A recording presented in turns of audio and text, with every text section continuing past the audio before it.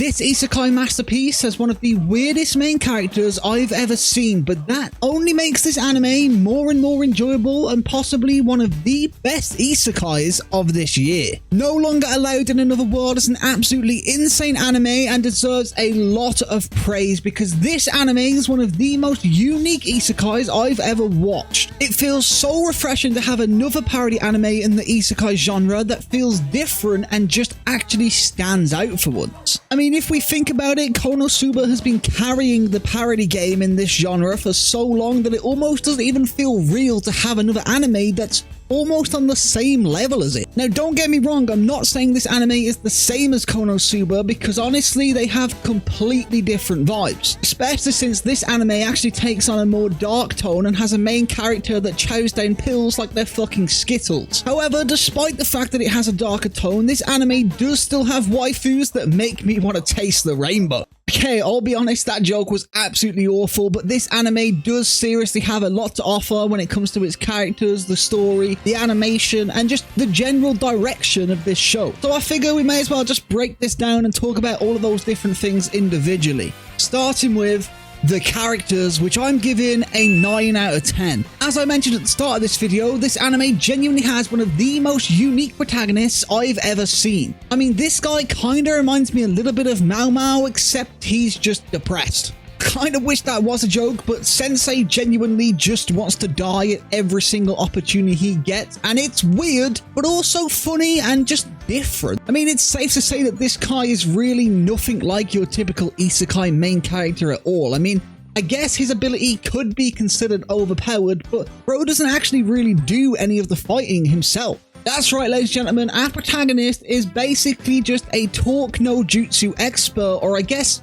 in this case, a write no jutsu expert. And since Sensei doesn't technically do any of the fighting himself, of course he has a party with him, and that party consists of Annette, Tama, and that little redhead kid. And I have to say, as far as party members go, these guys blend into Sensei's vibes perfectly.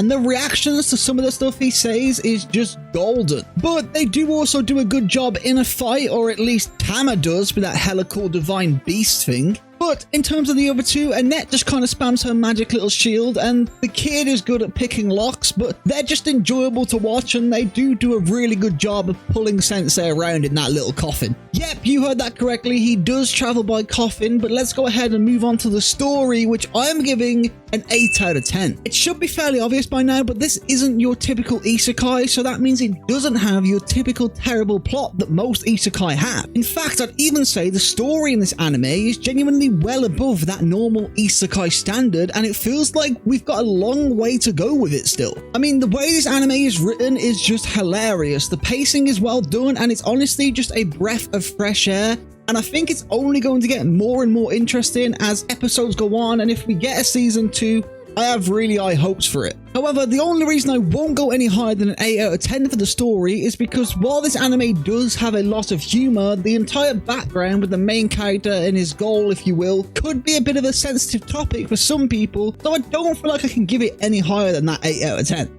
But it is genuinely just a really good storyline, and I just enjoyed this anime so much, and I can't wait to see where this journey is going to take us into the future if we do get another season, because honestly, it was just really enjoyable, and the animation is pretty decent. So in terms of the animation, I'm going to give that one a solid 7 out of 10. I mean, don't get me wrong, it's definitely nothing crazy, but it is pretty good, and it definitely does get that passing grade from me. Especially since I don't recall seeing any horrible CGI at any points during this anime, which is always an absolute positive. I mean, let's be honest, so many isekai anime out there have truly horror CGI that just makes me want to fold myself into a little paper aeroplane and headbutt a wall. But thankfully, this one doesn't, and everything is just smooth. So I guess the question is, why do I actually think this anime is a masterpiece, and what am I going to rate it overall? Well, for me, this anime is without a doubt a minimum of an 8.7 out of 10. I genuinely think this is one of the best isekais I've watched this year, and a lot of that is because the enjoyment of an anime always comes down to what I think of the characters more than the overall story. and I just really love the cast of this anime. But in this case, like I said, I also actually enjoyed the story and the journey of this anime too, so it's just an overall positive and a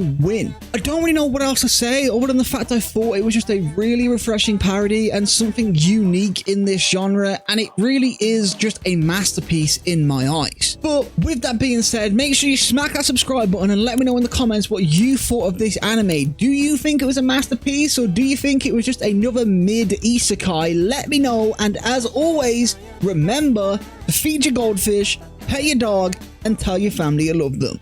Peace the fuck out.